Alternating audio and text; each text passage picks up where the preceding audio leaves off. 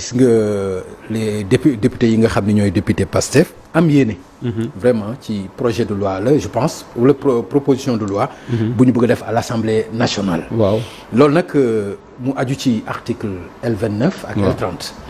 ci code électoral. xam nañu ne dafa bloqué ñu bari vraiment du Ousmane Sonko rek ku mel ni Barthélémy Diaz bi ma mujj dalal fi bokk na ci li ko bloqué ñoom ñu am yéene vraiment ci ñu waxtaanee ko Assemblée nationale. waaw noo ko gisee gannaaw bi nga xamee ni président de la République aussi diggé woon na ko. te ba léegi. kuñ koy defal Barthélémy Diaz.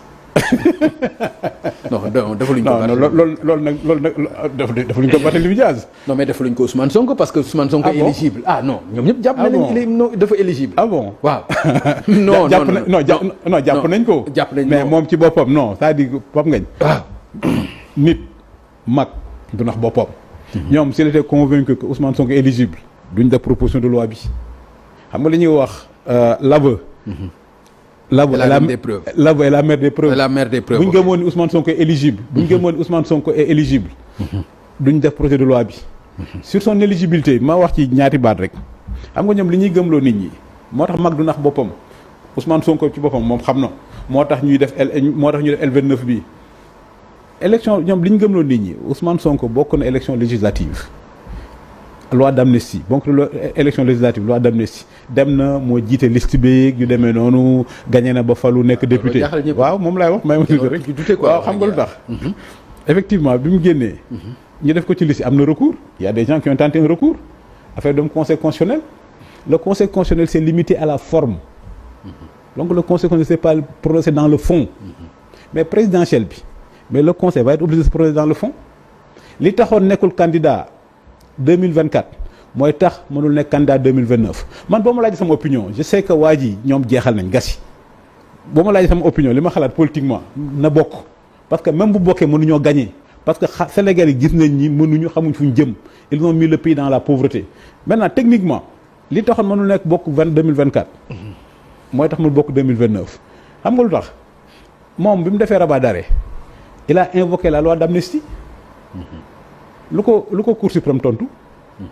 l'amnistie est un fait privé donc l'amnistie la diffamation est un fait privé donc la diffamation n'est pas couverte ñi defoon recours en 2024 ci législative yi te conseil constitutionnel tontu wu ci mais loi kii bi rabat d'arrêt bi am na dina réponse rabat d'arrêt bi dafa wax que amnistie c'est un fait privé or la loi sur l'amnistie la diffamation est un fait privé or l'amnistie concerne les faits politiques loolu kay leer na c'est transparent c'est d'une clarté brutale question bi ñuy war a répondre en 2029 mais juge yi tontu nañ ci boo gisee am na temps mu ni woy dañuy réviser procès bi révision procès fu mu toll tey jii nee nañ dañuy modifier L29 s'il était convaincu que monsieur Sonko est éligible kay kon jar ñuy modifier L29 li may wax rek mooy Sénégal depuis le code de Kéba Mbaye le code de 1992 toutes les modifications sur le plan électoral ont fait l'objet d'un consensus donc c'est ça l'état de droit l'état de droit c'est quand les acteurs politiques tombent la première base de l'état de droit quand les acteurs politiques tombent sur les règles du jeu que personne ne modifie donc là il y a toujours eu un consensus sur les lois électorales ñoom bu ñu bëgg ñu modifier L29 mais nañ gis ministère de l'intérieur mu convoque ay concertation ñu waxtaan ci mais vouloir passer par l'Assemblée nationale c'est ce que j'appelle dans ma tête l'état légal dafa am état légal am état de droit état légal mooy utiliser la loi et puis le droit est supérieur à la loi am naa majorité j'ai 130 députés qui vont automatiquement faire ce que je veux donc c'est ça l'état légal mais l'état légal n'est pas l'état de droit nous sommes dans un état de droit et puis bu ko defee comme Aïssata Tall Sall li mu def avec la presse nous sommes des républicains et puis s'il le faut les députés vont saisir les députés vont saisir la justice mais si tu veux mon opinion man de yaakaar naa ni nañ ko bàyyi mu bokk nañ ko bàyyi mu bokk parce que si c'est la démocratie da ngay ñëw au pouvoir tu promets des choses et les gens vont te juger au résultat aujourd'hui xoolal les résultats catastrophiques sur le plan économique mais man naa nag li ñuy wax man am à titre personnel nañ ko bàyyi mu bokk mais ça c'est mon opinion personnelle mais nous sommes dans un état de droit et dans un état de droit nag on ne va pas réduire la justice pour les ambitions d'un individu et c'est pourquoi li ñuy njëkk a jàng en droit en première année c'est que la loi a une portée toujours générale et elle dispose toujours pour l'avenir. En termes simples, on ne peut pas faire une loi pour un individu. xam naa nag moo tax ñu bëgg ci loolu moom ci Abdou Nguer laa koy dégg. moo koy leeral bu leer nañ wax. xam naa nag moo tax ñu bëgg la loi est impersonnelle. oui mais non vraiment la loi ñu koy féliciter moom itam vraiment. la loi est impersonnelle. Bien sûr. Et elle dispose toujours pour l'avenir. Clairement. Et boo xoolee aussi quand Amadou Ba a fait sa loi interprétative. C'est ce que les juges ont dit. Que la loi est impersonnelle et elle doit toujours disposer pour l'avenir. Et puis je ne pense pas qu'il faille faire une loi pour un individu. ñoom période ñu bëgg a jaar nag ils veulent mettre les institutions au service d'un individu. Et malheureusement li ñuy wax les institutions demeurent mais les individus partent. D'accord. Personne n'est éternel. Alors maa ngi jégalu Yoro ci ni may xaw a yàkkamtee tuuti question yi. mbiru candidature le président Macky Sall. man question bi ma si am mooy daf ci am amalgame. bu ñu bari maîtriser wul. parce que lu tax le Sénégal soutenirul candidature bi. li ma si dégg mooy président de la République Macky Sall saisiru leen ci dugalu leen ci. bon ñii ne le président de la République bind na le président. donc je te le confirme. ah non loolu laa bëgg moo tax. non je te le confirme le 5 février. Le président de la République a écrit à son successeur président Bassirou Diomaye Faye donc mënuñoo wax associé wuñ leen ci.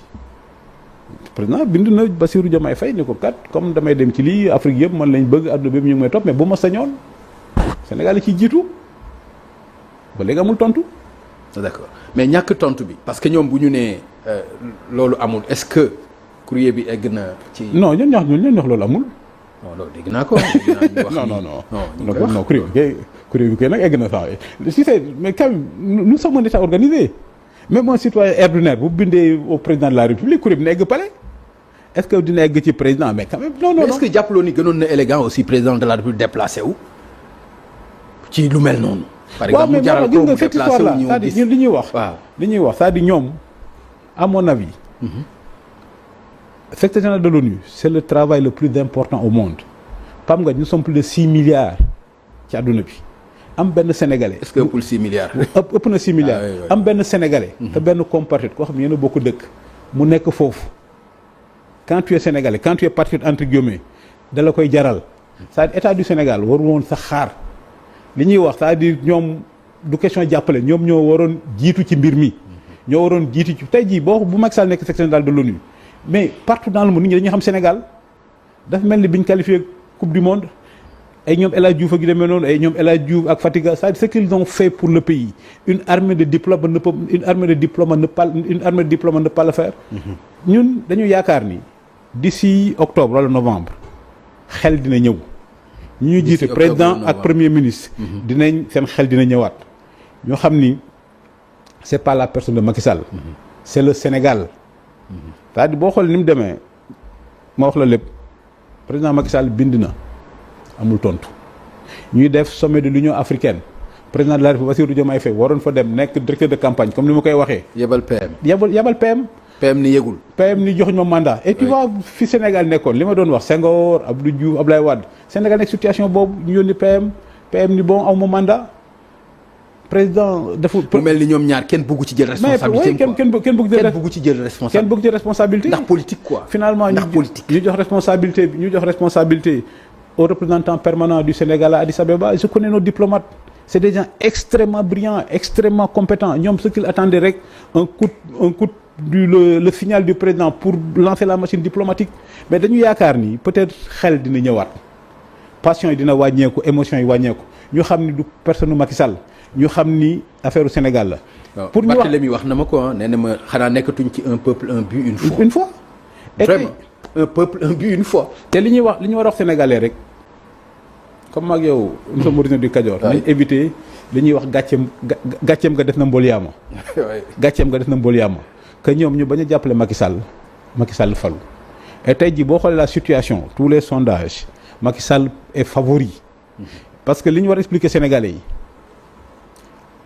Nations Unies du vote. du élection. Ce qui va se passer mooy les 5 grands Chine Russie États-Unis France Angleterre ñoom ñooy d'accord ci kenn ni kii lañ bëgg ngeen nommer ko et les gens vont le nommer